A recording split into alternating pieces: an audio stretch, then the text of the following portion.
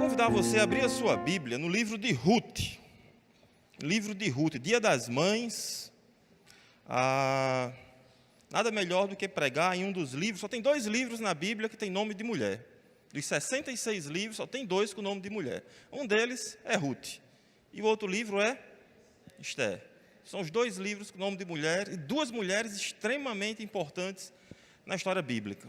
Ruth, da família de Ruth, veio o grande rei Davi. Esse livro de Ruth, ele é escrito apontando para Davi. A última palavra no livro de Ruth é Davi, porque o autor quer mostrar a origem da família de Davi, fazendo contraponto à origem da família de Saul, um rei segundo o coração dos homens e um rei segundo o coração de Deus. A família de Saul, quando você vê a história da família de Saul, ele era de uma região da tribo de Benjamim, de uma cidade chamada Gibeá. Quando você olha a história dessa cidade, a história dessa tribo, no final do livro de Juízes, você vê que não é coisa boa. Você vê violência contra a mulher, você vê assassinato, você vê guerra, você vê extermínio, e o contraponto você vê a história de Ruth falando da origem da família de Davi, um rei segundo o coração dos homens e um rei segundo o coração de Deus. Esse livro de Ruth, a gente tem pregado ele aqui nas quartas-feiras. Já fazem 4 quartas-feiras que nós pregamos no livro de Ruth. Essa vai ser a 5ª mensagem no livro de Ruth. Então, quem tem vindo às quartas-feiras vai entender melhor todo o contexto do que está acontecendo. Vai entender melhor como é que eu costumo dizer que é como se tivesse uma peça de teatro e as cortinas se fecham. Aí aqui no capítulo 2 as cortinas vão se abrir de novo. Aí você vai mudar o cenário. Quem tem vindo nas quartas-feiras vai entender as peças anteriores. Como é que a gente está chegando agora no capítulo 2. Mas, de toda forma, fazendo uma rápida introdução do capítulo 1, fazendo assim, passando bem por cima do que é que aconteceu no capítulo 1, volte aí, Ruth, capítulo 1. Ruth, capítulo 1. Veja que o livro começa, veja a primeira frase do livro. Nos dias em que os juízes julgavam. Então, essa história se passa no período dos juízes. E o que é que vem logo na sua cabeça no período dos juízes? O que é que acontecia muito no período dos juízes? O povo pecava, ou o povo estava de bem com Deus? Ou o povo pisava na bola direto? Direto, né? O povo pisava na bola, a mão de Deus pesava, os inimigos vinham e subjugavam, o povo se arrependia, Deus levantava um juiz, enquanto aquele juiz estava vivo, Deus estava abençoando o povo. O juiz morria, o povo abandonava o Senhor. Então isso é ao longo de todo o livro dos juízes, então isso é importante. A história de Ruth está se passando nesse período dos juízes, que não era um período lá muito tranquilo não, porque se você olhar a última frase do livro de Juízes, volte uma página na sua Bíblia, veja qual é a última frase do livro de Juízes, veja por que é que o livro de Juízes foi escrito. O livro de Juízes, a última frase diz assim: naqueles dias não havia rei em Israel, cada um fazia o que achava mais certo, não havia um padrão moral. Apesar de Deus ter dado a lei, mas o povo não seguia a lei. Deus dava os seus direcionamentos, mas o povo não escutava. Então, no livro de Juízes, você vai ver muito o povo desobedecendo a Deus e Deus pesando a mão. O povo desobedece, Deus pesa a mão. No livro de Ruth, você vai ver o contraponto. Porque você pode pensar assim, mas no tempo dos juízes o povo era mau, era perverso, era. Mas mesmo no meio da maldade, mesmo no meio da perversidade, mesmo quando as coisas estão mal, Deus sempre tem o seu remanescente fiel. Porque a história de Ruth se passa no período dos juízes. E no livro de Ruth você não vai ver o povo pecado e a mão de Deus pesando. Pelo contrário, você vai ver obediência e recompensa. Você vai ver fidelidade e amor. Você vai ver exatamente o contraponto do livro de Juízes, é o que você vai ver no livro de Ruth. E assim essa história começa. E toda boa história, se você assiste novela, lê um livro, toda boa história, ela tem o quê? Personagens. Então, o livro de Ruth vão ter personagens. A história começa com Elimeleque, com Noemi, com Malom, com Quilion. Depois entra Ruth, depois entra Orfa. A história começa com a grande fome, provavelmente a mão de Deus pesando sobre aquele povo no período dos juízes. E quando Deus julga, nunca é uma boa solução. Quando Deus pesa a mão, quando Deus disciplina, nunca é uma boa ideia você fugir do Senhor. Nunca. E foi isso que Elimeleque fez. Ele sai da terra da aliança. Ele sai do povo da aliança. Ele vai procurar socorro distante do Senhor. E as coisas vão de mal a pior. Essa foi a primeira mensagem no livro de Ruth, foi do versículo 1 até o versículo 5. As coisas vão de mal a pior. Porque Elimeleque, Noemi e sua família saem de Belém à procura de coisas, à procura de pão. Quando chegam em Moabe, ela não só não encontra as coisas, como ela também perde pessoas. Ela perde a família. E aí o primeiro ato dessa peça termina com Elimeleque morto, Malom morto, Quilion morto, e 3 mulheres viúvas naquela época que não tinham outra saída a não ser mendigar ou se prostituir. Então aí fecham-se as cortinas, nesse primeiro episódio. Aí você fica perguntando o que é que vai acontecer agora com Ruth, o que é que vai acontecer com Noemi, o que é que vai acontecer com Orfa. Aí o restante do livro vai começar a responder essas perguntas.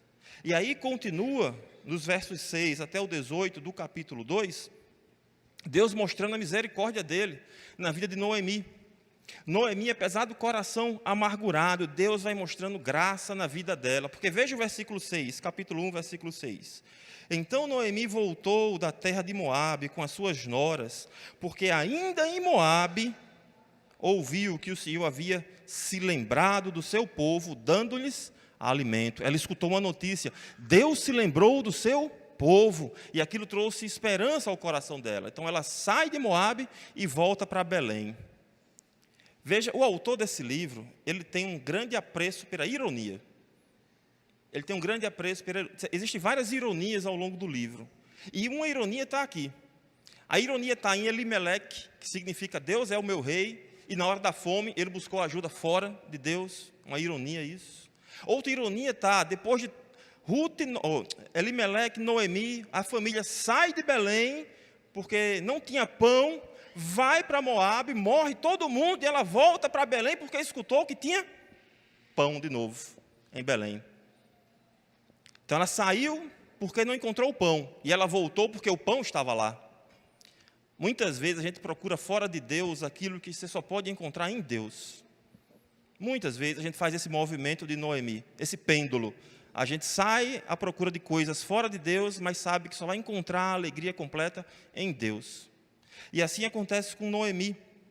Ela volta, mas a sua volta ainda está cheia de dor no coração, um coração amargurado. Ela insiste com as suas noras, olha, vão embora, voltem para a casa da sua mãe, vão encontrar marido, vocês só vão ser felizes se vocês tiverem as coisas dessa vida. Ela não estava enxergando como Deus tinha abençoado ela com aquelas noras. Ela insiste tanto que Orfa volta. A Orfa volta para sua família, mas ela insiste novamente. E aí você tem uma das declarações mais belas da Bíblia, em Ruth capítulo 1, nos versos 16 e 17, diz assim: Ruth, porém, respondeu: não insista para que eu a deixe, nem me obrigue a servi-la, porque onde quer que você for, irei eu. E aonde quer que você pousar, ali pousarei eu. O seu povo é o meu povo, e o seu Deus é o meu Deus. Onde quer que você morrer, morrerei eu, e aí serei sepultada.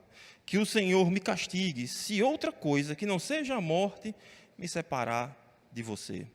Uma demonstração de graça, uma demonstração de aliança. Esse texto muitas vezes cantado em casamentos, não tem problema nenhum com isso, mas acima de tudo aqui, você tem um texto de aliança. Eu estou abandonando o meu povo, eu estou abandonando os meus deuses, eu estou agora eu quero fazer parte do povo da aliança. O melhor paralelo que você pode encontrar com essa declaração de Ruth, e nos dias de hoje, é você dizer assim, a pessoa se converteu. Ruth entregou o coração a Cristo.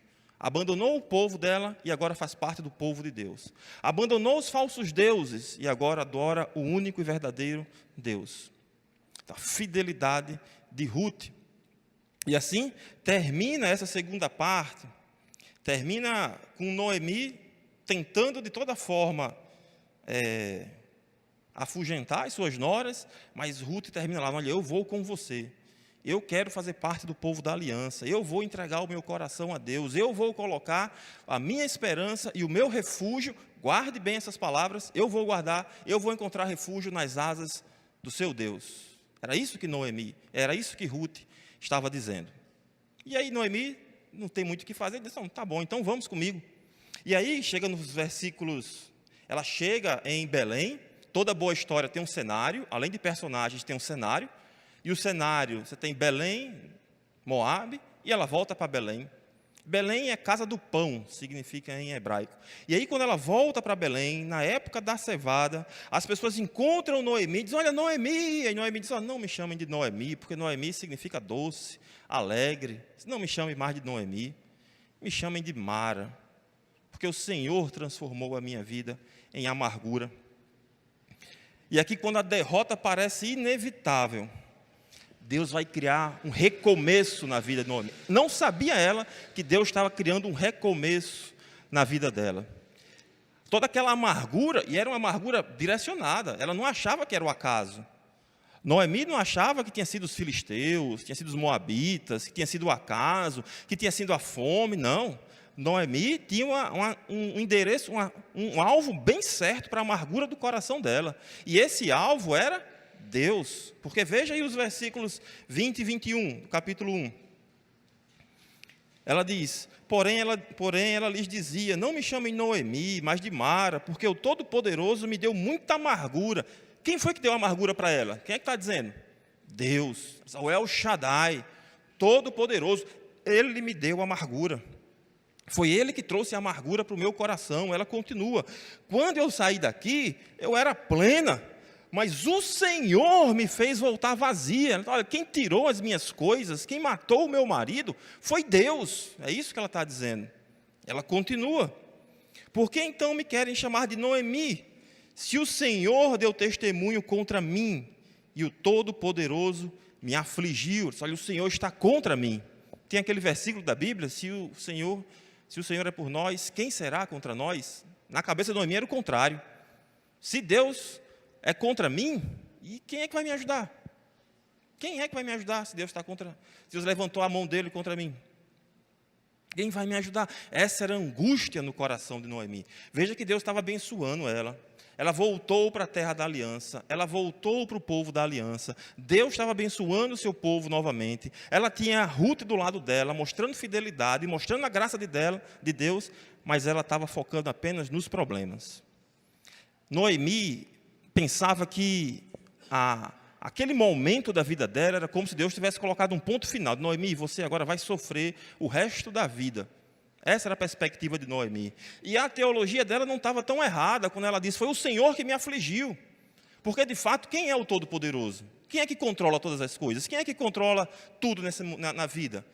É Deus. Deus está no controle de todas as coisas. Se você leva uma topada, quem é que permite? É Deus. Se aparece uma doença na sua vida, quem permite? É Deus. Se acontece um óbito na sua família, quem permitiu? Deus. Ele está no controle, Ele está guiando todas as coisas para a glória do seu nome. A percepção dela não está totalmente errada. O problema é que a percepção dela está míope. Ela está vendo apenas uma parte de Deus. Ela não está vendo os atos de graça de Deus na vida dela. E geralmente, quando nosso coração está amargurado, quando estamos tristes, preocupados, nós não percebemos a bondade de Deus na nossa vida. Nós não agradecemos a Deus por aquilo que é ordinário, por aquilo que é o dia a dia, pelo pão, pela roupa, pela comida, pelo trabalho, pelo marido, pela esposa, pelos filhos, pela casa, pelo emprego, pelo sustento que você tem, porque você está aqui, porque você pode vir para a igreja, você pode adorar a Deus, você tem uma Bíblia na sua mão, você não agradece a Deus por aquilo que é ordinário, porque lá no fundo do coração, a gente acha que aquilo que é ordinário é a obrigação de Deus nos dar. E não é. É apenas pela graça dele. E assim termina o primeiro capítulo. Noemi amargurada, Noemi não percebendo a graça de Deus na vida dela, voltou para Belém, começa o capítulo saindo de Belém, termina o capítulo voltando para Belém, em outras circunstâncias. E aqui começa o capítulo 2. Leiam comigo, eu vou ler do 1 até o 13. A gente vai trabalhar hoje do verso 1 até o verso 13. E eu queria que você já deixasse no seu coração essa frase. Os acasos da vida, as coisas que acontecem por acaso. Aquilo que você acha, foi por acaso que eu achei isso, foi por acaso que aquilo aconteceu. Os acasos da vida, eles servem de pano de fundo para a soberania de Deus. Aquilo que você acha que é por acaso, serve de pano de fundo para a soberania de Deus. Não existe acaso. Você não está aqui por acaso. Você não está escutando essa mensagem por acaso. Você não está aqui apenas porque hoje é o dia da mãe e você veio para agradar a sua mãe. Não, não é por acaso. Os acasos da vida servem apenas de pano de fundo para a soberania de Deus. Veja o texto. Ruth 2, do verso 1 até o 13, diz assim: Noemi tinha um parente de seu marido, dono de muitos bens da família de Elimeleque, o qual se chamava Boaz. Ruth, a moabita, disse a Noemi: Deixe-me ir ao campo para apanhar espigas, atrás daquele que me permitir fazer isso. Noemi respondeu: Vá, minha filha. Ela se foi, chegou ao campo e apanhava espigas atrás dos ceifeiros.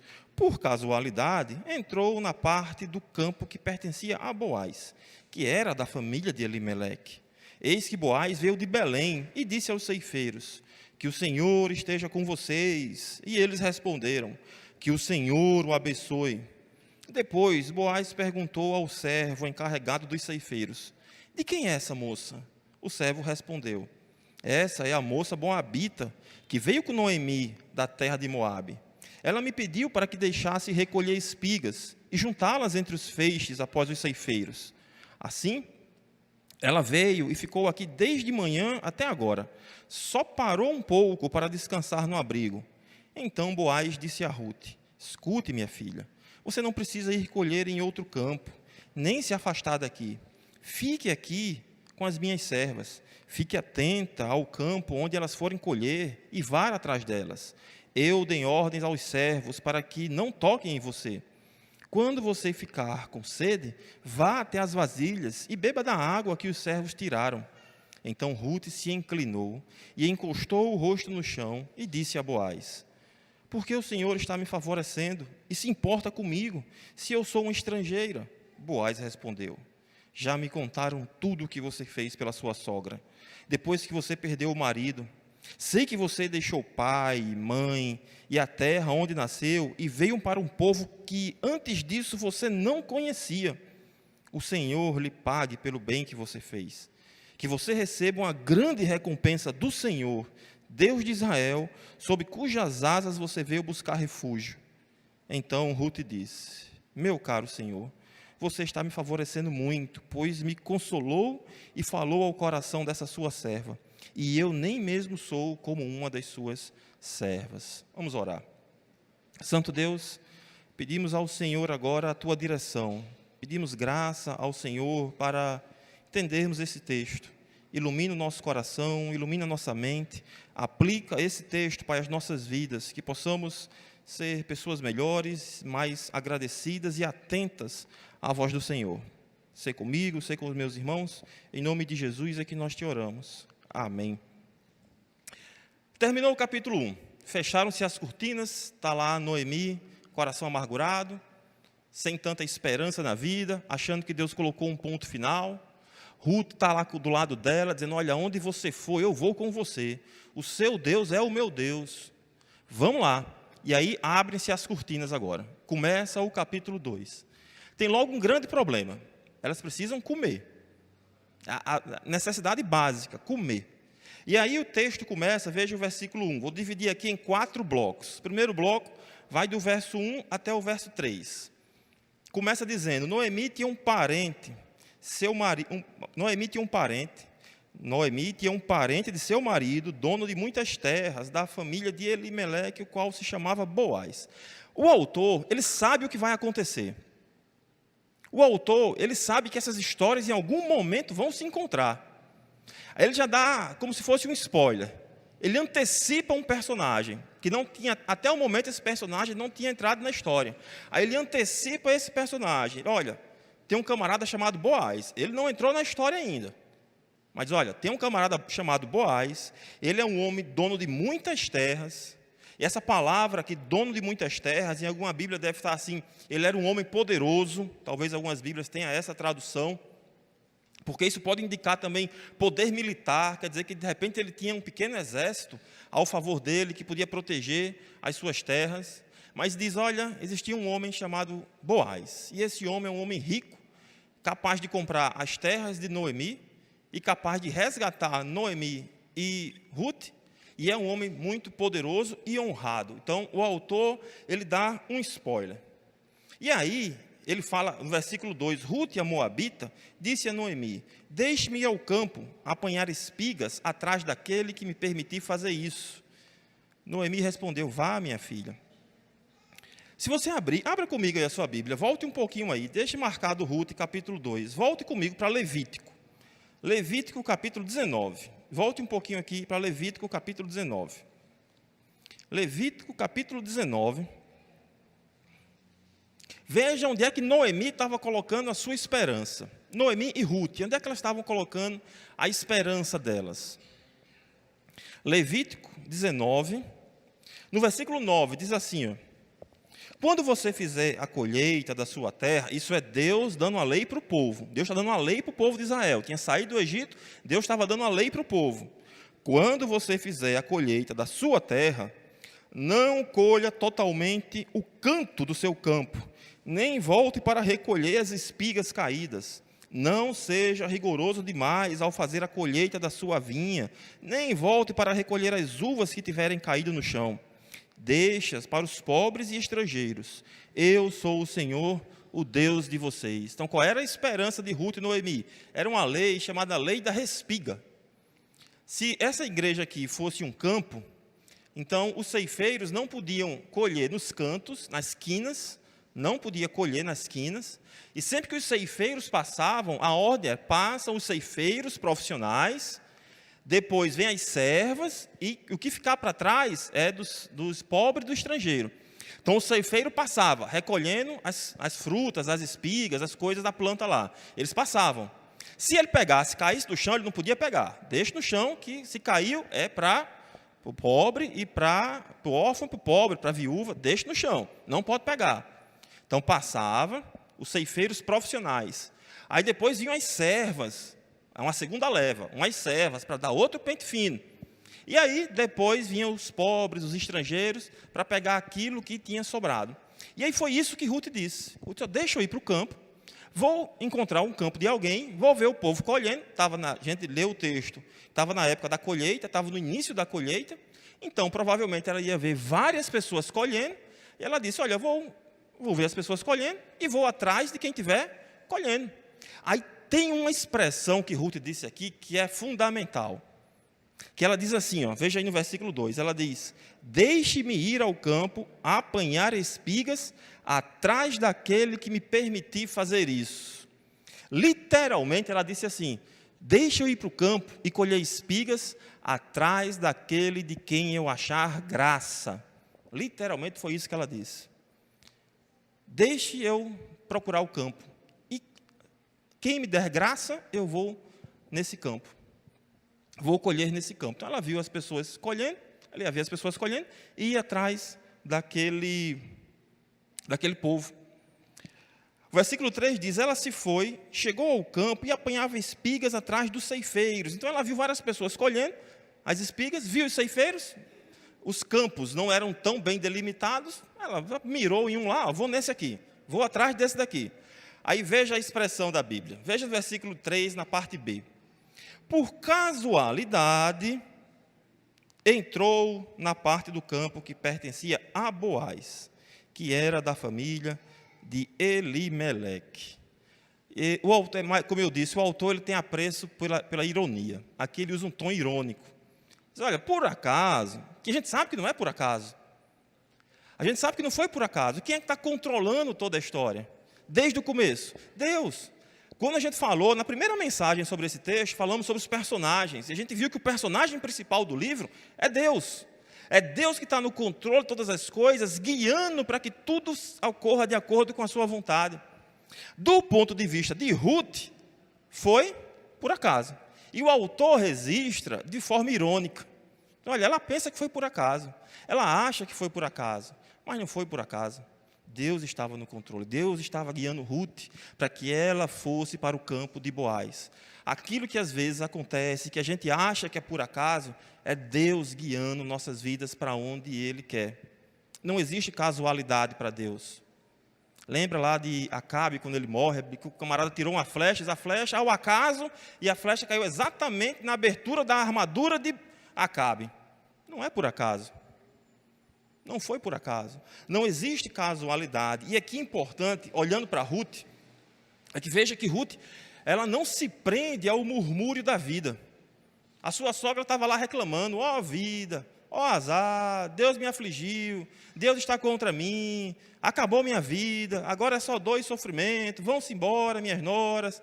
Ela podia ter permitido que aquela fala de Noemi tomasse conta do seu coração, mas o que foi que ela fez? Ela agiu. Disse, nora, sogra, precisamos comer. E eu e você, alguém tem que pegar espigas.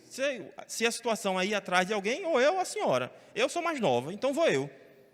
E foi. Ela não ficou esperando, eu vou esperar alguma coisa cair do céu. Ela agiu. E veja que ela está fazendo as coisas ordinárias. Veja que a gente leu que era uma lei em Israel. Era uma lei. Não colha, pegue, era uma lei. Mas ela não exigiu o cumprimento da lei. Ela não chegou lá dizendo, olha, eu vou aqui exigindo o cumprimento da lei. Não. Ela disse, olha, aquele que me der graça, aquele em quem eu achar graça. Isso revela a humildade do coração de Ruth. Ela estava trabalhando, ela não estava parada, ela sabia que, ou melhor, ela não sabia ela que aquilo iria mudar a vida dela. Veja como um dia, toda a história, porque se você olhar o capítulo 1, todo o capítulo 1 se passa num período de aproximadamente 10 anos.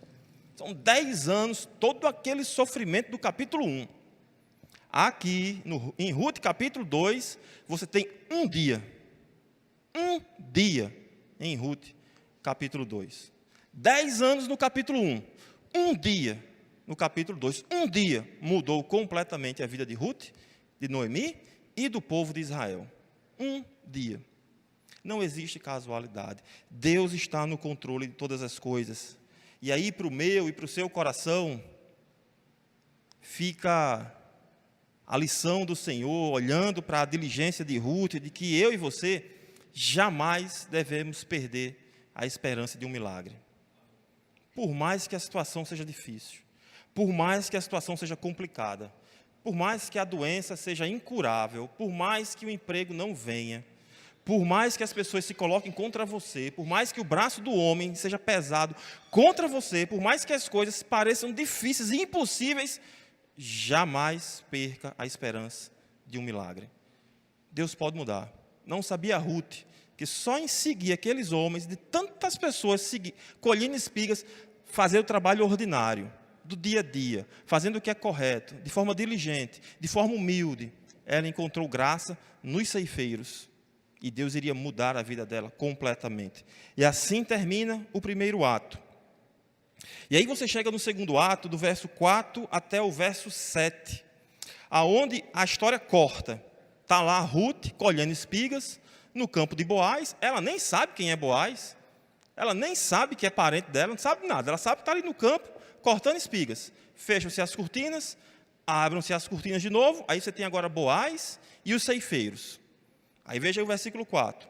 Eis que Boaz veio de Belém e disse aos ceifeiros, que o Senhor esteja com vocês. E eles responderam, que o Senhor o abençoe. Então você tem aqui um novo personagem, Boaz. O personagem que foi introduzido como spoiler, lá no primeiro versículo. O autor disse, olha, tem um camarada chamado Boaz, rico, poderoso. Não sabia a Ruth que estava no campo dele. A cena corta e vem para Boaz. Aí Boaz chega, exatamente Boaz era um homem rico, um homem poderoso, tinha vários campos. Mas a ideia do autor, veja como o autor ele gosta de ironia. A ideia do autor é que Boaz tinha muitos campos. Mas qual foi o campo que ele foi? O campo que estava Ruth. Ele poderia ir em qualquer dia, mas qual foi o dia que ele foi? O dia que Ruth estava lá colhendo espigas. Ele podia reparar em qualquer pessoa, mas em quem foi que ele reparou? Ruth. Veja que tudo parece que é o acaso, mas não existe acaso. Deus está guiando todas as coisas. Porque lá, Ruth não sabe que Boaz está conversando com seus capatazes. E ele está aqui conversando com ele. Eis que veio Boaz de Belém, disse aos ceifeiros, que o Senhor esteja com vocês. Boaz é um homem abençoador. Boaz, ele é um homem que transforma as coisas comuns do seu dia em atos de adoração a Deus. Ele estava em trabalhar. O que está acontecendo com Boaz? Ele está em trabalhar. E em ir trabalhar, ele está abençoando as pessoas. Ele é uma pessoa abençoadora. Ele vai abençoar os ceifeiros, vai abençoar Ruth mais na frente, vai abençoar Noemi, vai abençoar a nação de Israel, porque através dele vai vir o rei Davi, vai vir o Messias. Então ele é um homem abençoador. E o relacionamento de Boaz com esses homens revela muito do seu relacionamento com Deus. Porque quando você vai lendo o texto, aí você vê Boaz começa a favorecer Ruth, né? Vai tomar água aqui, siga as minhas servas. Aí o que é que, primeira coisa que vem na cabeça de qualquer pessoa que lê o texto, diz o quê? Boaz estava interessado em Ruth. Viu a moça, bonita, solteira, ele já velhão, já entrando para casa dos 50 anos, já ficando patitio. Ele viu a moça lá, opa, tem marido, está solteira, a moça bonita. Todo mundo pensa logo isso na história quando está lendo. Mas olhe para o texto, veja por que é que o texto diz que Boaz abençoou Ruth. Não foi por interesse dele. Veja por que foi, você vai ver, vai já chegar. Continua o texto. Boaz, ele abençoa. Boaz, ele derrama graça na vida dos ceifeiros. Ele diz, olha, que Deus abençoe vocês. E os ceifeiros dizem que o Senhor o abençoe. Depois Boaz perguntou ao seu servo encarregado dos ceifeiros, de quem é essa moça? Veja que essa pergunta fala muito do contexto de sua época. A Bíblia, ela não é um livro machista, mas ela foi escrita num contexto machista. Naquela época, uma mulher ela só teria valor se ela tivesse ligada a um homem. Então, Ruth, no meio da plantação, no meio de vários homens, se ela não está ligada a um marido, se ela não está ligada a um filho, se ela não está ligada a um irmão, ela está completamente desprotegida. E se você ler Juízes, capítulo 19, você vai ver a maldade que as pessoas podiam fazer com mulheres indefesas naquela época. E Boaz está preocupado com isso. Aí ele pergunta, de quem ela é? Ele quer saber, ela está sob a proteção de algum homem? Ela tem algum marido? Ela tem algum irmão? Ela tem algum filho? Ela tem alguém que possa proteger ela? Porque se ela não tiver, ela está correndo um risco terrível. Ela está correndo um risco grande de ser violentada, de ser maltratada. Aí Boaz pergunta, de quem é essa moça? O servo respondeu, essa é a moça moabita que veio com Noemi, da terra de Moabe. Veja como é que o capataz se refere a Ruth. Ruth, a moabita. Se você for acompanhar o livro de Ruth, você vai ver que várias vezes as pessoas se referem a Ruth como Ruth, a moabita. Não é Ruth, ela já tinha dito assim, olha, o seu povo vai ser o meu povo. Mas as pessoas olham para Ruth e dizem, Ruth, a moabita, sempre apontando para o passado dela. O povo de Moabe, existia uma lei em Israel, Deus tinha dito isso, dizendo assim, olha, não se achem moabitas no seu meio. E o povo de Israel não gostava dos moabitas. O povo de Israel discriminava os moabitas. E quando o servo diz assim, Ruth, a moabita, ele está discriminando ela. Está dizendo que ela é uma pessoa de qualidade inferior. Está dizendo que ela é uma pessoa que não merece atenção. Ele diz assim, olha, é Ruth, a moabita. Ele continua. Ruth, a moabita, que veio com Noemi da terra de Moabe.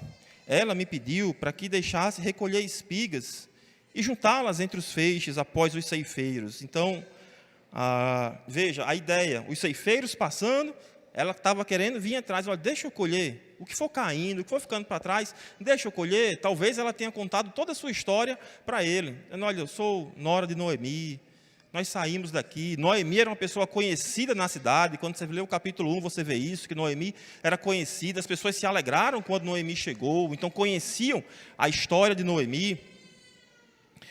Provavelmente Ruth contou essa história e ela diz no versículo 7, ela me pediu para que deixasse recolher espigas e ajuntá-las entre os feixes após os ceifeiros. Assim ela veio e ficou aqui desde manhã até agora. Só parou um pouco para descansar no abrigo. Olha, está aqui desde manhã. Eu permiti que ela estivesse colhendo. Ela está aqui e não para.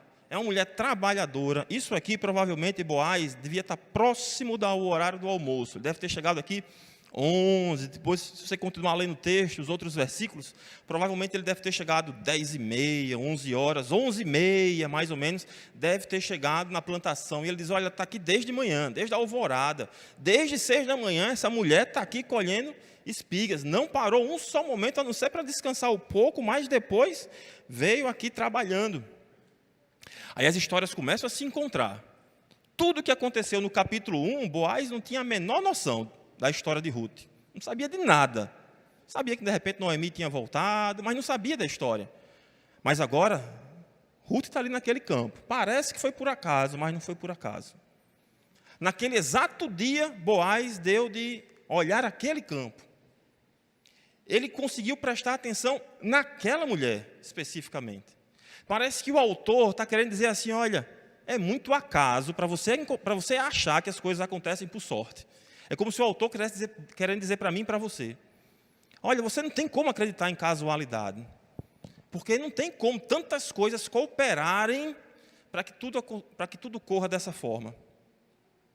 Faz lembrar um texto de Paulo, quando Paulo escreve lá aos Romanos, dizendo que todas as coisas cooperam para o bem daqueles que amam a Cristo.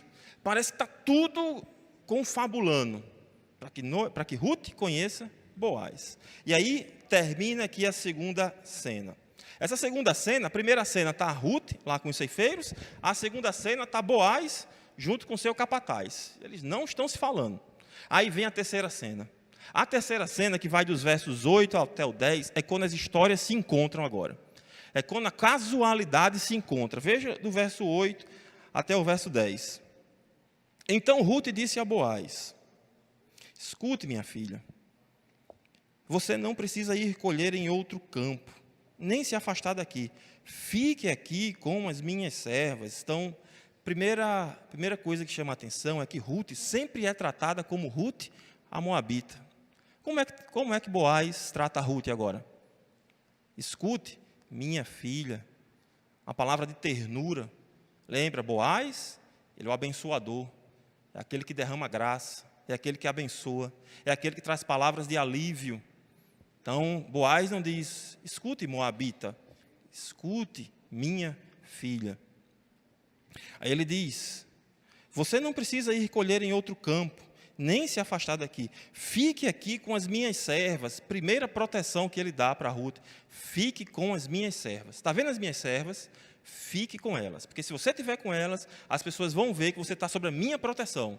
E se você está sob a minha proteção, ninguém vai lhe fazer mal. Então, fique com as minhas servas. Ele continua, versículo 9. Fique atenta ao campo aonde forem colher e vá atrás delas. Por quê? Para você não correr o risco de entrar em outro campo.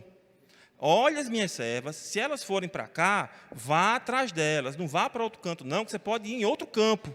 E se você for para outro campo, aí você não vai estar mais sobre a minha proteção. Então, olha, siga as minhas servas para que você fique no meu campo. Aí ele vai dar outra ordem de proteção para ela.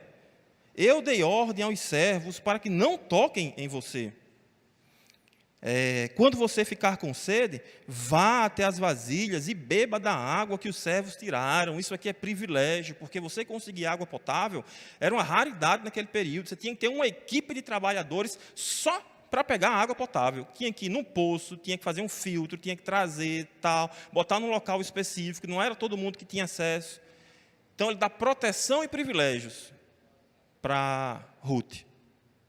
No verso 10, então Ruth se inclinou e encostou o rosto no chão e disse a Boaz, por que o Senhor está me favorecendo e se importa comigo, se sou eu uma estrangeira? Aí a pergunta é, será que existia algum interesse escuso de Boaz? Será que Boaz estava pensando em ter algum tipo de relacionamento com Ruth? Por que ele trouxe tantos atos de proteção? Será que ele tinha em mente, será que ele queria alguma coisa em troca de Ruth? Porque, na maioria, eu tenho um costume de quando preparo uma mensagem, Eu gosto de escutar o que outras pessoas pregaram sobre aquela mensagem. Então, para essa mensagem aqui de Ruth, capítulo 2, eu escutei 4 mensagens, e das 3 mensagens, a ideia sempre, não, porque Boaz ficou de olho em Ruth. E como ele ficou de olho em Ruth, ele começou a dar sinais de que estava interessado nela. Será que é isso que o texto diz? Será que é isso que a palavra inspirada diz? Ou será que é a gente tentando impor ao texto aquilo que a gente acha? Né? Porque a gente pega assim, do nosso ponto de vista, a gente pensa logo assim, não, ele está interessado nela. Porque na nossa cabeça, alguém só pode fazer o bem para outro se tiver algum interesse. É ou não é? É a nossa mente pecadora impondo ao texto uma condição que ele não diz. Olhe para o texto para saber o que é que o texto diz, porque ele é inspirado. Não são as minhas palavras, é o texto que é inspirado. Boaz traz vários atos de proteção, vários atos de privilégio para Ruth. Boaz aqui, a gente costuma dizer no estudo que Boaz ele é um tipo de Cristo. Boaz é alguém que está apontando para Cristo. É alguém que você olha e encontra as características de Cristo na vida dele. Porque Boaz, ele é um protetor. O nome Boaz significa nele há força. Onde é que eu e você encontramos força para o dia a dia, para a nossa vida? Em quem? Em Cristo, em Deus. Ele é a nossa força. Boaz está apontando para Cristo. Ele é um tipo de Cristo, ele é o Redentor. Quem é que pode nos tratar com graça? Boaz tratou Ruth com graça. Quem é que pode nos tratar com graça? Deus. Quem é que pode nos tirar de um povo e trazer para um povo que é seu? Cristo. Quem é que pode nos proteger? Cristo. Quem é que pode fazer algo por nós sem esperar algo em troca? Cristo. Boaz está apontando para Cristo. Está apontando para Cristo. Ele é o Senhor que pode cuidar da minha vida e da sua vida. E não existe absolutamente nada mais urgente para você hoje, se você não entregou o seu coração a Cristo, que é entregar o seu coração ao Senhor. Ele é a única fonte de proteção. Ele é a única fonte de privilégio. Ele é a única fonte que pode, de fato, cuidar das nossas vidas. E Boaz está apontando para ele. Boaz não tinha interesses segundos aqui com Ruth. Você vai ver por que ele estava querendo abençoar. Essa fala de Ruth, veja, o que é que Ruth, ela começa o capítulo dizendo o quê? Ela começa o capítulo, olha, deixa eu ir pegar espigas. Ela queria espigas. Ela queria grãos para poder comer. Ela teve o que ela queria? Sim ou não? Sim. Ela teve mais do que ela queria? Sim ou não? Sim. Você conhece algum texto da Bíblia que diz que nós recebemos mais do que pedimos ou pensamos? Veja como a Bíblia ela é uma história única, ela está toda amarrada. Essa história de Ruth está apontando quando o apóstolo Paulo escreve aos Efésios, dizendo, olha, o Senhor, Ele nos dá mais do que pedimos ou pensamos. Aonde foi que Ruth procurou abrigo? Quando ela disse para Noemi, ela disse, o teu povo será meu povo. O teu Deus será o meu Deus. Aonde foi que ela procurou abrigo? No Senhor. Aonde foi que ela encontrou abrigo? No Senhor. Aonde foi que ela encontrou mais do que ela estava pedindo ou pensando? No Senhor. Toda essa história está apontando para a provisão de Deus. Toda essa história está apontando, Deus dizendo assim, olha, eu cuido dos meus filhos. Eu cuido dos meus. Eu sei cada detalhe da vida daqueles que me pertencem. Eu conheço a história de cada um. Eu dou muito mais do que vocês pedem ou vocês pensam. E aí, quando Ruth inclina o rosto em sinal de humildade, ela fala, olha, por que é que o Senhor está me favorecendo e se importa comigo se eu sou apenas uma estrangeira? Aí veja o que é que Boaz respondeu. Boaz diz, não, é porque você é uma moça muito bonita e eu fiquei interessado por você. Não é isso que Boaz diz. Não, é porque eu estou solteiro e preciso casar com alguém e você, eu acho que é um bom partido. Não foi isso que Boaz disse. Veja que a história de Ruth chegou em Boaz muito antes de Ruth. A história já chegou em Boaz, porque veja o que ele diz no verso 11. Boaz respondeu, já me contaram tudo o que você fez pela sua sogra, depois que você perdeu o marido. Sei que você deixou pai, mãe e a terra onde você nasceu e veio para um povo que antes disso você não conhecia. Olha, eu sei que você abandonou tudo para vir para a terra da aliança. Eu sei que você abandonou toda a sua vida para estar aqui. Eu sei de tudo que você fez, Boaz está dizendo. E ele continua no verso 12. O Senhor lhe paga. Ele não está dizendo, olha, eu vou lhe recompensar. Não é isso.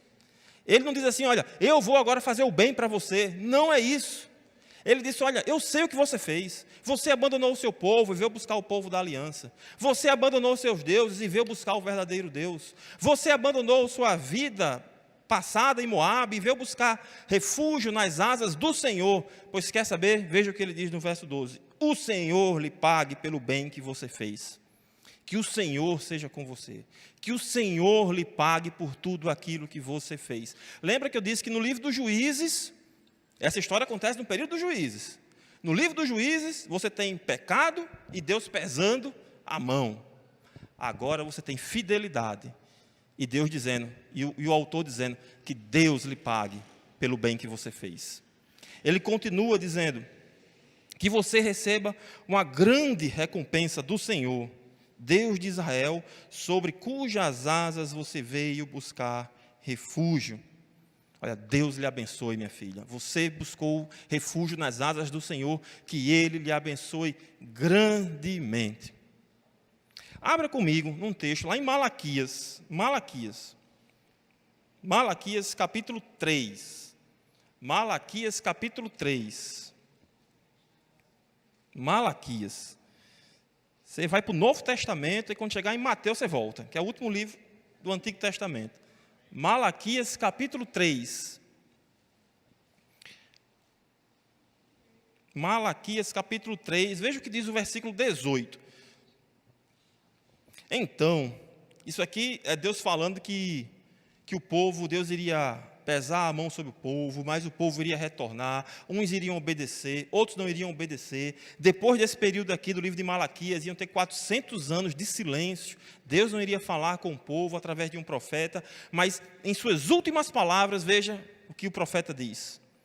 Então vocês verão, mais uma vez, a diferença entre o justo e o ímpio, entre o que serve a Deus e aquele que não serve.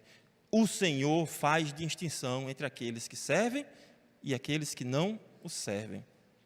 Uma pergunta para você. Você acha que Ruth, se coloca no lugar de Ruth, ela estava ajudando Noemi, ela ficou com Noemi, não abandonou Noemi, estava lá na pobreza com Noemi, não tinha absolutamente nada o que comer. Elas foram lá respigar num campo qualquer. Você acha que na cabeça de Noemi, de Ruth, ela esperava alguma recompensa do Senhor? Você acha que ela estava fazendo aquilo, pensando, não, eu vou fazer isso, eu vou aguentar aqui a minha nora, minha sogra, vou sustentar ela, porque Deus vai me abençoar. Você acha que era isso que estava na cabeça de Ruth? Sim ou não? Não. Não. Porque esse pensamento é um pensamento daquele que tem uma fé utilitária. Você sabe o que é uma fé utilitária? É aquela fé que quer usar Deus. Aquela fé que busca a Deus quando precisa de alguma coisa. E quando tem, esquece. Não, eu estou com uma doença agora, então vou para o culto de oração matutino, de louvor e não sei o quê. Aí fica bom, desaparece. Você acha que aconteceu isso na pandemia ou não? Ficar diante na pandemia, tal, ficou doente, agora desaparece. Essa é uma fé utilitária, que busca a Deus apenas quando precisa. Esse tipo de fé, preste atenção como isso é forte e importante. Esse tipo de fé, a fé utilitária, é a fé que Satanás acusou Deus de estar abençoando Jó. O que foi que Satanás disse para Jó? Também abençoa, dá tudo para ele, tira o que ele tem, quero ver se ele vai continuar com você. É exatamente esse tipo de fé. A pessoa que tem a fé utilitária está dando razão a Satanás. Está dizendo, olha, Satanás, você está certo. É isso mesmo. Eu só quero Deus quando eu preciso dele. Quando as coisas estão bem, eu não preciso de Deus. Eu não quero Deus. Eu dou o meu jeito. Mas quando as coisas vão mal, aí eu procuro Deus. Ruth não tinha uma fé utilitária. Ruth estava adorando a Deus por quem Deus é. Não por aquilo que Deus tinha para dar, mas por quem Deus é.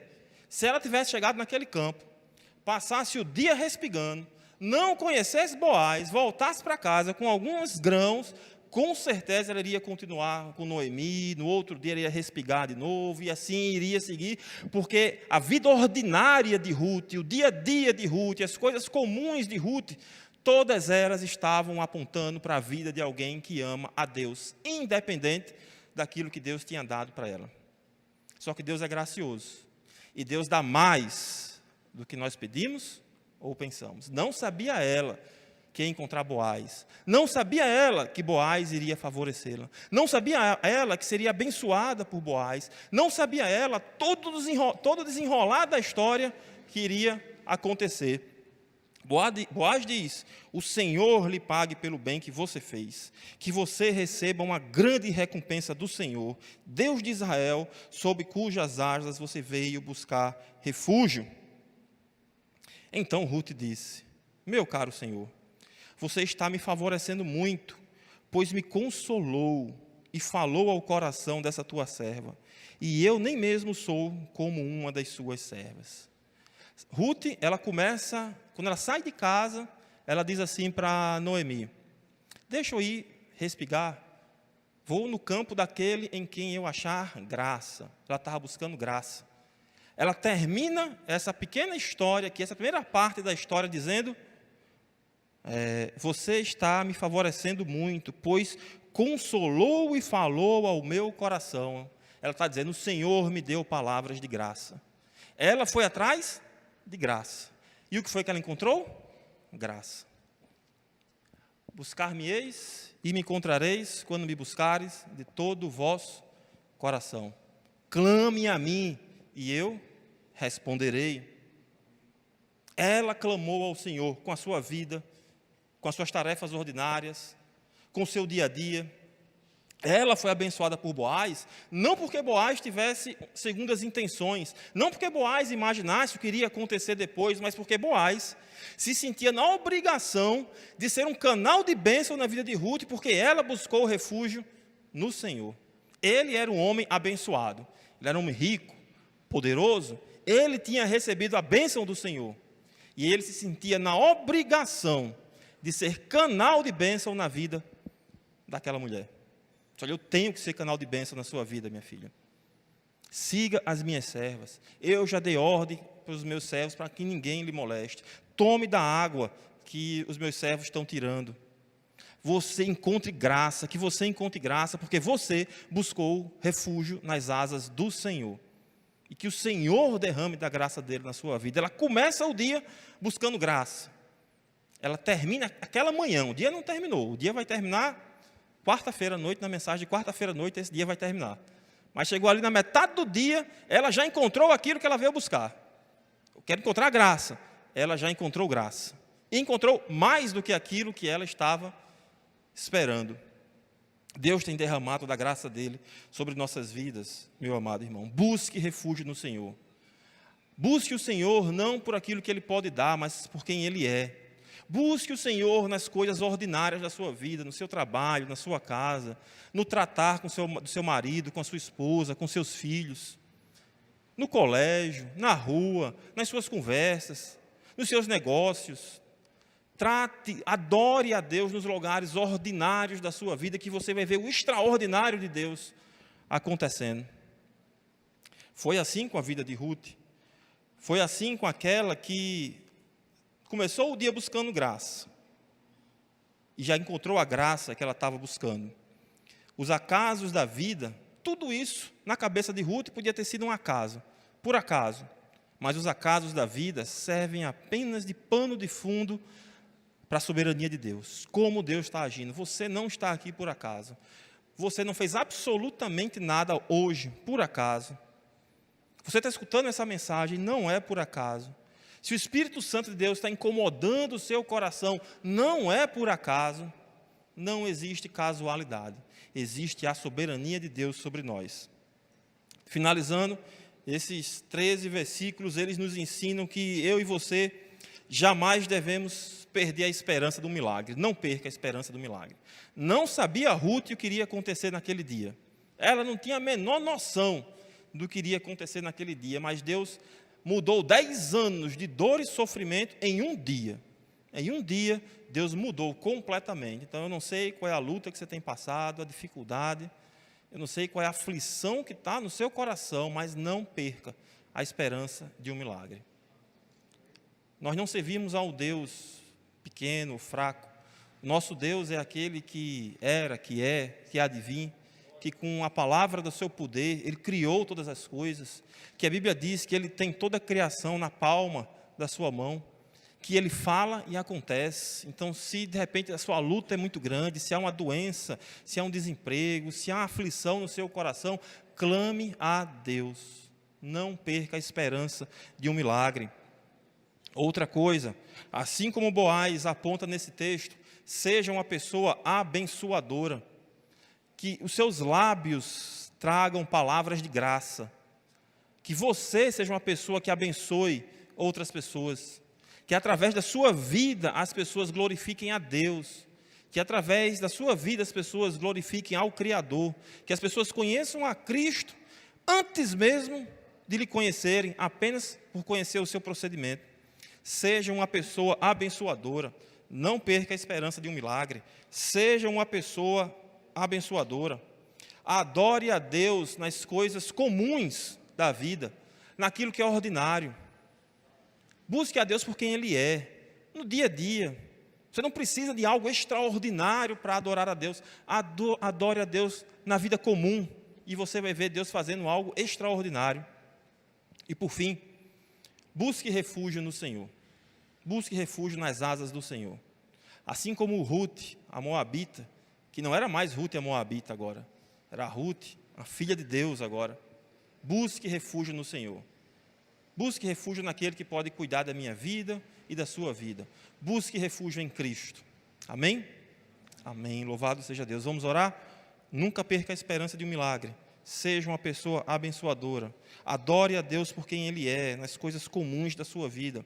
Busque refúgio no Senhor. Na quarta-feira, nós continuaremos nesse texto do verso 14 até o verso 18, com as demonstrações da graça de Deus em nossas vidas.